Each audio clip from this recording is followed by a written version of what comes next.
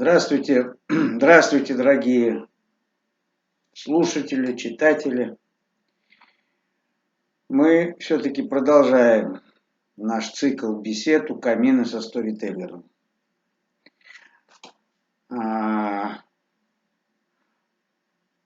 Эпиграфом которым служат слова американского президента Франклина Делано Рузвельта, который, собственно, он и произнес в беседах у камина. Был у него свой такой цикл, название которого я решил у него потырить. Но думаю, он меня простит.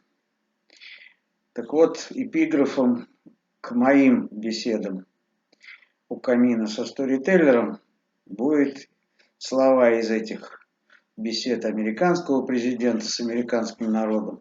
Американцы, не бойтесь своих страхов.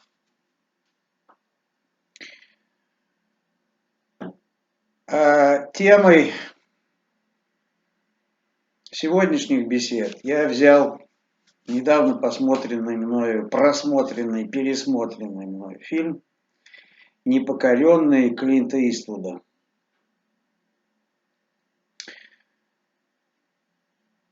Фильм о Нельсоне Манделе, который, выйдя из тюрьмы, где он просидел 30 лет почти, стал президентом Южноафриканской Республики, и перед ним стала проблема объединения нации, которая к тому моменту состояла из белого населения, и это население исторически было хозяевами Южноафриканской Республики, и черного населения, которые играли роль слуг, если не рабов. И вот все это нужно было менять, и все эти группы людей объединять в единую нацию.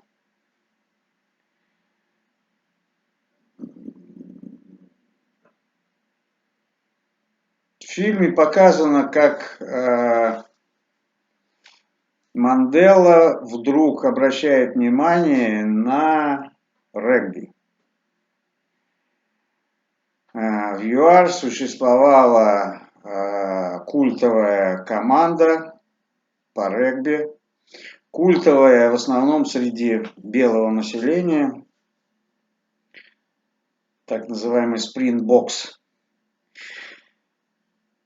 Он заинтересовался регби, заинтересовался этой культовостью и решил, учитывая предстоящий Кубок мира по регби, который должен был проходить в Южноафриканской Республике, вот на этой истории объединить нацию. И для этого он вызвал капитана этой команды и сказал, что все мы должны сейчас прыгнуть выше своей головы, и всем нам необходимо вдохновение. И это вдохновение, по идее Манделы, должно было принести победа команды в предстоящем Кубке мира. И все было поставлено на эту победу. И эта победа произошла.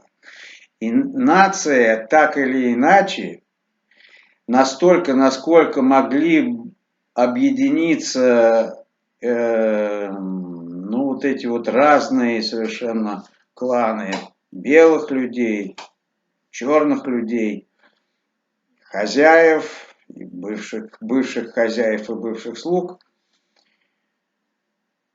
Но так или иначе это произошло, и посмотрите фильм, но я-то, посмотрев его, подумал прежде всего о демилитаризации и денацификации тех целей, которые изначально ставила перед собой специальные военные операции на Украине. Суть-то в чем? В том, что рано или поздно война закончится. И нам так же, как Нельсону Манделе, придется объединять вот эти два разных лагеря. Те, кто были пророссийски настроенные, и те, кто был за западный путь развития Украины. Ну, к чему он привел, мы все с вами прекрасно видели. Но тем не менее, люди эти никуда не денутся, и их необходимо будет объединять, их и нас. Здесь хорошая новость только в том, что, конечно, эта разобщенность совсем не такого сильного свойства, какая была между черными и белыми в Южноафриканской Республике. Там ненависть друг к другу была просто растворена в крови и передавалась из поколения в поколение. Здесь западные садовники работали над возделыванием этой ненависти всего каких-то 30 лет. И, в общем-то, в этом наш шанс, что не все так плохо. Можно посмотреть на пример Чечни и что было в отношениях между чеченцами и остальными россиянами во время двух чеченских войн. И какое отношение к чеченцам принесла вот эта специальная военная операция. И все мы знаем про спецназ Ахмат, который просто показывает такое единение и такое флагманство несения пророссийской идеи там, на фронте, что просто диву даешься, что буквально еще каких-то 20 лет мы же воевали с ними. И, собственно, сам руководитель Чечни Рамзан Ахматович Кадыров, он был изначально в среде боевиков, то есть тех, кто стоял на стороне против российских войск. И как все это поменялось за 20 лет. Но само оно, конечно, поменяться не могло. И здесь я возвращаюсь к фильму «Непокоренный» и опыту Нельсона Манделы в его вот объединении южноафриканской нации в единое целое. Конечно, над этим еще работать и работать, наверное, но даже, в общем, проведенный в 2010 году, а Кубок мира по регби был в 95-м, в 90-м Нельсон Мандела вышел из тюрьмы, стал президентом, в 95-м был Кубок, но в 2010-м Южноафриканская Республика принимала чемпионат мира по футболу. И в том числе и мои знакомые ездили на этот чемпионат мира. И, конечно,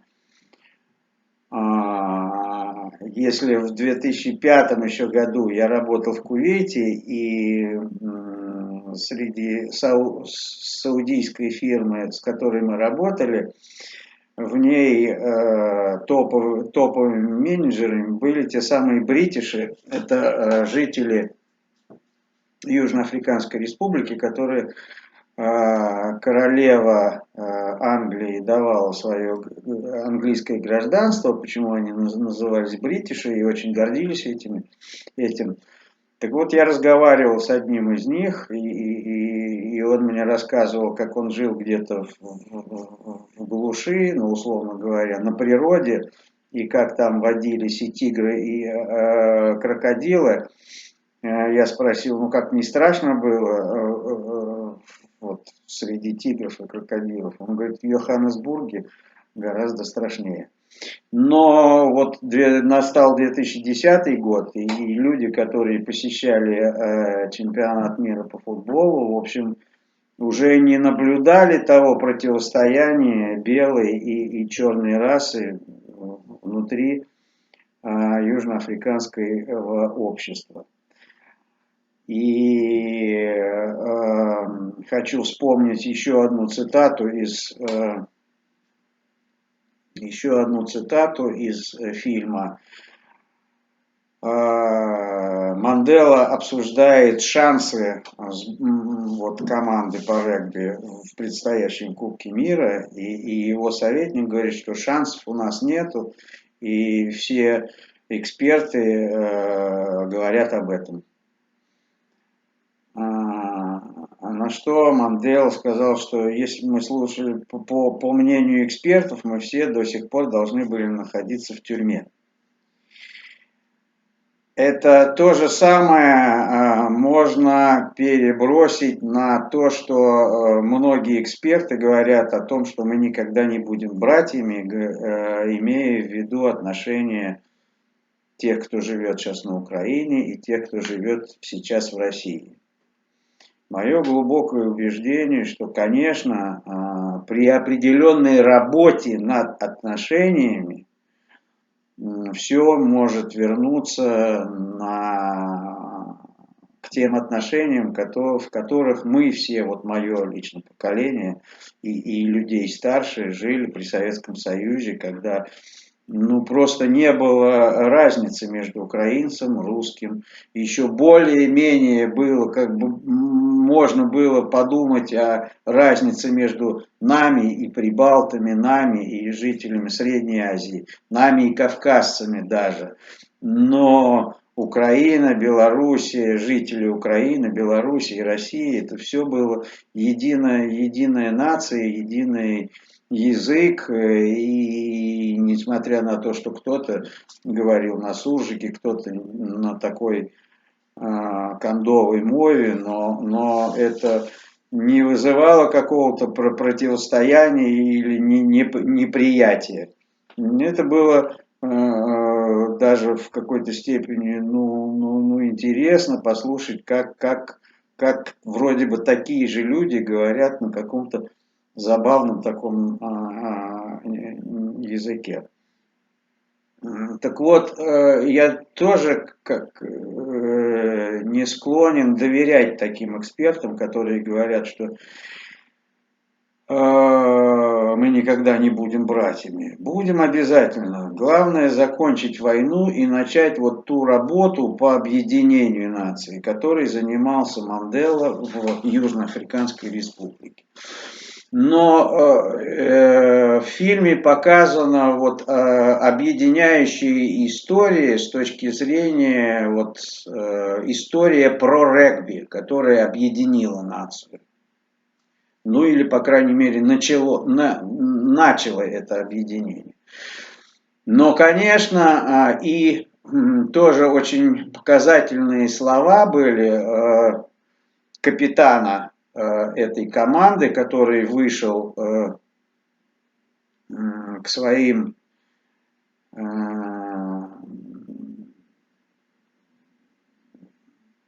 сокомандникам, забыл это слово, своим товарищам по команде и сказал, что мы должны понять, что мы уже больше не просто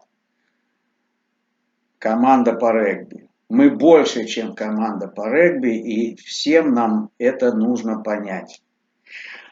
А надо сказать, что в сторителлинге, к которому я всегда буду возвращаться в своих беседах, есть такой лозунг или слоган more than, больше чем. Сторителлинг это больше чем. То есть истории, которые делают что-то больше, чем его номинальные значения.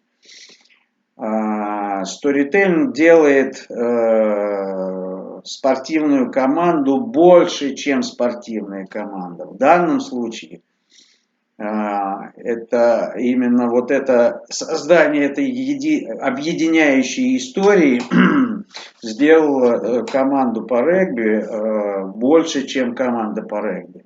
То есть это стало таким шагом к объединению. И вот необходимо, если мы возвращаемся уже к нашей ситуации, то необходимо поставить просто на поток, на промышленный поток создания таких объединяющих историй. Надо сказать, что ведь такой объединяющей историей может быть не только спортивная история, история спортивной команды побеждающей, но любая история из любой сферы человеческой деятельности. Мало того, любая сфера человеческой деятельности должна стать такой объединяющей историей, и такие объединяющие истории должны поступать на нашу общую аудиторию со всех сфер человеческой деятельности. Именно про этот производственный поток создания таких историй я и говорю. Именно этим и должен заниматься сторителлинг, и этим должно заниматься и общество, и наше правительство. И без создания таких историй не демилитаризация даже, и уж тем более не денацификация невозможны. Необходимо искать общие смыслы с вот этими двумя лагерями. Тех, кто сейчас живет на украинской территории, и тех, кто живет сейчас на российской территории. Причем мы же понимаем, что дело даже не в этих двух лагерях, а в тех, объединять придется тех, кто возвращается с фронта, тех, кто уехал из России, тех, кто был в плену, тех, кто потерял на этой войне своих близких, тех, кто будет воссоединяться с нашим обществом из присоединяемых территорий. Это все абсолютно разные группы, разные сообщества, но все они обожжены этой войной. И у каждого есть своя боль, мало того, у каждого есть свое противостояние многим другим группам. Есть определенные претензии к определенным другим группам. Но необходимо объединять эти группы. И без этого денацификация невозможна, без этого объединения. И тут опять хочется привести цитату из фильма «Непокоренный», когда вот один из главных героев, капитан этой команды по регби, после посещения тюрьмы, в которой сидел Нельсон Мандела, он вот ведет диалог со своей невестой и говорит, что она спросила его, о чем ты думаешь. Он говорит, я думаю, как можно просидеть 30 лет в тюрьме и простить тех, кто тебя в эту тюрьму посадил. И вот это прощение, оно тоже не берется из ниоткуда. Оно взращивается вот в таких историях преодоления, объединяющих историях совместного преодоления, в том числе и неприязни друг к другу, взаимных претензий друг к другу. И это преодоление возможно, если таких объединяющих историй будет много, и создание таких историй, еще раз повторюсь, будет поставлено на промышленный поток. От чего я многократно обращался и к представителям нашей пропаганды, и написал открытое письмо в Министерство обороны Российской Федерации предлагая свою помощь по созданию вот такого органа, который бы занимался именно созданием таких объединяющих историй для вот работы с людьми, которые все мы, а это все мы, прошли через огонь вот этой специальной военной операции в разных ипостасиях. Поэтому я вам настоятельно рекомендую посмотреть этот шедевр Клинта Иствуда. Я могу еще в конце просто вспомнить, как я первый раз посмотрел его. Я тогда находился в Санкт-Петербурге. Это была весна 2011 года, весна 2010 года, а зимой 2010 года, в феврале, я приехал в Санкт-Петербург, чтобы проводить некий проект, который, к сожалению, у меня был партнер, и он как-то в какой-то момент вдруг стал от меня буквально прятаться, то есть уезжал в Москву, и его было не достать. Мало того, он прятался, не просто сам прятался, но прятался еще и с моими деньгами. И вот я находился в ситуации, когда было очевидно, что тот проект, который мы приехали реализовывать в Питер, он, в общем-то, сошел на нет. Это уже для меня тогда было очевидно. Но чем заниматься дальше? У меня было какое-то пространство определенное, я должен его как-то был содержать. Но что в этом пространстве делать, и зачем делать, и как делать, было абсолютно непонятно. И вот это был, по-моему, это май все-таки 2010 года.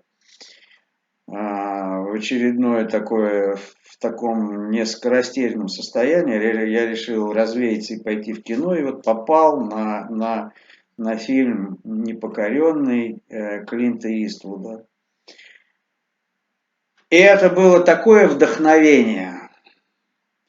То есть после этого я не то чтобы понял, чем нужно заниматься, но я получил состояние преодоления, которого мне как раз в этот момент не хватало. И это состояние уже стало генерировать какие-то мысли, которые обозначили направление. Это состояние начало притягивать людей, которые где-то подсказывали, в каком направлении мне нужно развиваться. И, собственно говоря, из этого родился Центр прикладных знаний, колыбель российского сторителлинга, который потом уже вылился в 7 фестивалей сторителлинга, в множество книг, в том числе и изданных, множество моих образовательных выступлений и программ, каких-то сторителлинг-спектаклей, которые я сам создавал, сам представлял, и много-много всего другого, и в том числе вот я продолжаю этим заниматься, и наши беседы у камина со сторителлером – это продолжение моей деятельности, в том числе и анализ моей деятельности, и вот результатами этого анализа, результатами тех исследований, которые я проводил в течение почти 2 десятилетий, я с вами и делюсь. То есть, посмотрите, еще раз вам посоветую посмотреть фильм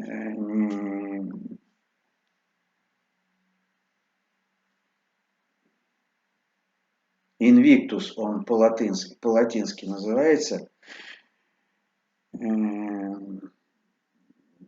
Клинта Иствуда, и там вы найдете столько вдохновения к любому преодолению, в том числе и посмотрите, как истории, как любая сфера человеческой деятельности, если на нее смотреть как на больше, чем просто эта сфера человеческой деятельности, может создавать объединяющую историю, которая объединяет, казалось бы, необъединяемые расы, даже не нации. На этом сегодняшнюю беседу я, с вашего позволения, заканчиваю. Это вторая беседа, а потому есть надежда, что будет третья, и я уверен, что она будет, где мы продолжим беседовать о тех вызовах, которые перед нами встают в сегодняшней ситуации, и тех страхах, которые возникают в нас, во всех, в том числе и в обществе в целом, в связи с этими вызовами, но и о том, как не бояться этих страхов и как эти страхи преодолевать. На этом я заканчиваю. Спасибо за внимание. До свидания.